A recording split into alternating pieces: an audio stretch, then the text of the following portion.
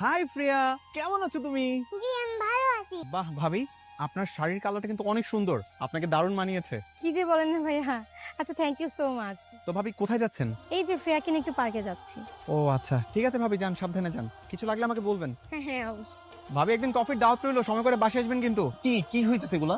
বলো তোমার শাড়ির কালার কি? তোমার শাড়ির কালার সবুজ। না না না না, সবুজ না, মেরুন কালার। এটা মেরুন কালার। না না, এটা তো মেজেন্টা কালার। সারাদিন নিজের বউর সাথে ঘুরো, নিজের বউ কি রঙের শাড়ি পরছে সেটা বলতে পারো না, কিন্তু পাশের ভাবি কি রঙের শাড়ি পরছে, রংটা অনেক সুন্দর ভাবি সেটা বলতে পারো। তুমি সব কি বলতেছো? এই, ভাবির সাথে তোমার কোনো উল্টাপাল্টা কিছু চলতেছে না তো? আস্তাগফিরুল্লাহ, নাউজুবিল্লাহ, তওবা তওবা, তোমার কি মাথা ঠিক আছে? তুমি এগুলো কি বলতেছো? না না না, ব্যাপারটা খুবই সাংঘাতিক। উনার স্বামী থাকে বিদেশ, তুমি উনার শাড়ির রং বলতেছো সুন্দর, অথচ যেদিকে নিজের বউর শাড়ির রং তুমি বলতে পারতেছো না। ব্যাপারটা তো আমার খুব গোলমেলে পাকে যাচ্ছে।